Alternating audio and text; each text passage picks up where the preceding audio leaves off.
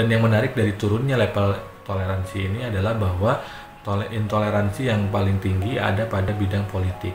Jadi intoleransi secara sosial itu relatif kecil, tetapi intoleransi politik itu relatif naik. Dan ini berhubungan atau disebabkan salah satunya dari aksi 22 sepanjang 2016-2019 yang kemudian memunculkan sentimen dan memunculkan sentimen antar agama yang intinya salah satunya adalah bahwa kita tidak diperbolehkan memilih pemimpin politik dari non-muslim.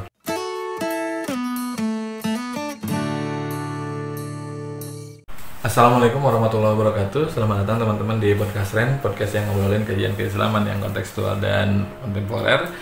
Di episode kali ini saya mau melanjutkan tapi yang kedua ketika kita berbicara soal level toleransi umat Islam di Indonesia. Dan tapi yang kedua ini sebetulnya berhubungan dengan fakta, data atau temuan bahwa level toleransi kita menurun dari tahun ke tahun. Kalau saya kemarin merekap dari beberapa sumber, mulai dari yang dilakukan risetnya oleh teman-teman di Convey, di PPIM UIN Jakarta, maupun yang dilakukan oleh Setara Institute. Nah, yang menarik dari proses turunnya toleransi ini, levelnya walaupun masih dalam batas aman dalam tanda kutip, tentu saja bukan berarti itu mesti dibiarkan, tapi juga perlu dirawat dan dikembangkan, ditingkatkan kembali dengan berbagai upaya dan inisiatif. Nah, yang menyebabkan dan yang menarik dari turunnya level toleransi ini adalah bahwa intoleransi yang paling tinggi ada pada bidang politik. Jadi intoleransi secara sosial itu relatif kecil, tetapi intoleransi politik itu relatif naik. Dan ini berhubungan atau disebabkan salah satunya dari aksi 22 sepanjang 2016-2019 yang kemudian memunculkan sentimen dan memunculkan sentimen antar agama yang intinya salah satunya adalah bahwa kita tidak diperbolehkan memilih pemimpin politik dari non-muslim. Saya ingat sekali bagaimana dulu pernah ada rame gitu ya perdebatan, ada orang yang dukung Pak Ahok kemudian dianggap jadi kafir dan tidak perlu disolatkan gitu, padahal dan mereka menyandarkannya pada tafsiran mereka terhadap Al-Maidah, yang saya mungkin tidak perlu jelaskan lebih detail karena saya yakin juga teman-teman sudah mendengar atau hafal soal ini dengan lebih jelas gitu.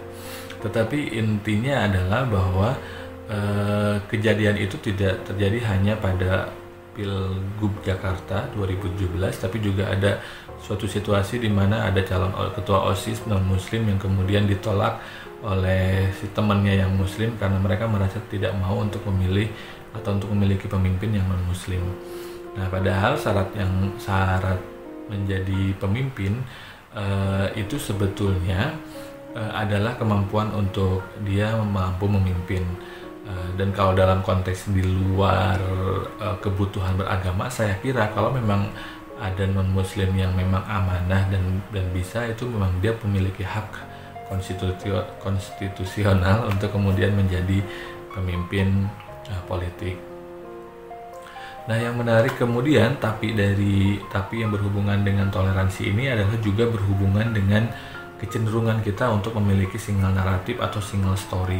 Dan ini saya dengar pertama kali dari Adichie. Adichie itu seorang novelis asal Afrika yang kemudian dia menulis yang kemudian dia dalam proses menulis novelnya kemudian berdiskusi dengan editornya, dia menemukan bahwa ada kecenderungan orang Amerika, dalam hal ini editornya, melihat Afrika itu selalu dan pasti adalah simbol kemiskinan, keterbelakangan, ketertinggalan dan seterusnya. Padahal menurut dia Afrika juga bermacam-macam, memang ada yang tertinggal, ada yang miskin, ada yang terbelakang, tapi juga ada yang maju, yang kaya dan seterusnya.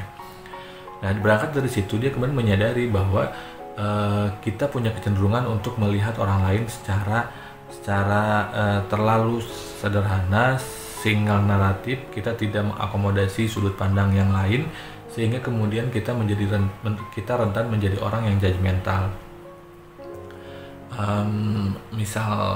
Nah ini juga berhubungan dengan toleransi kita karena dengan single naratif kita kemudian tidak berusaha untuk melihat situasi kita dari kacamata non-muslim, atau kita tidak berusaha memposisikan diri kita jadi seorang non-muslim sehingga bisa jadi kita melakukan tindakan yang sebetulnya intoleran, diskriminatif, dan menyakiti, tapi kita nggak sadar, tapi kita nggak karena ya paradigma kita single story, kita melihat Indonesia hanya dari kacamata muslim.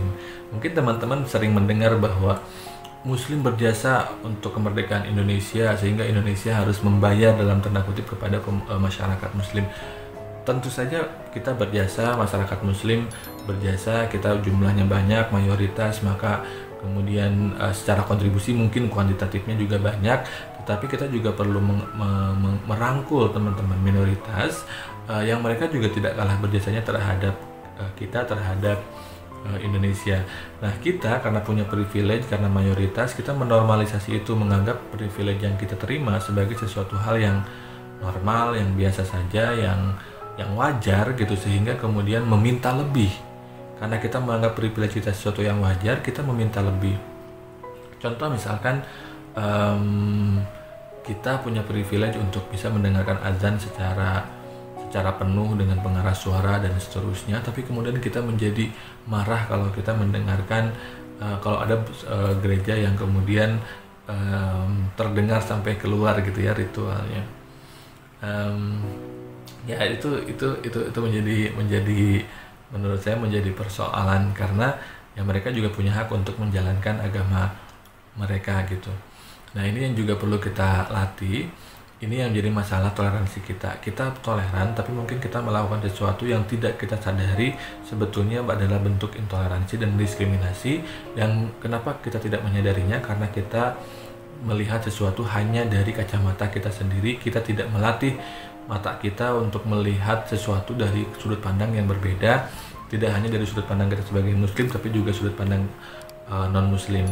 Kita tidak banyak mempertanyakan apakah tindakan tertentu itu menyakiti non-muslim ataukah tidak, karena kita merasa banyak, merasa mayoritas, dan merasa punya privilege dan menormalisasi itu untuk kebutuhan kita.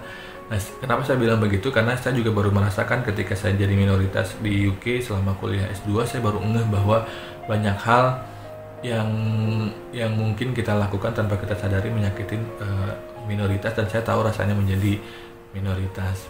Nah, ini menjadi PR kita bersama, kita mendobrak penyeragaman yang kita dapatkan dari pendidikan untuk kita belajar melihat sesuatu secara lebih beragam, sehingga apa yang kita berikan itu bisa memang, dan apa yang kita lakukan bisa dengan mempertimbangkan mempertimbangkan kebutuhan dan konteks dan kondisi teman-teman minoritas yang berbeda dengan kita.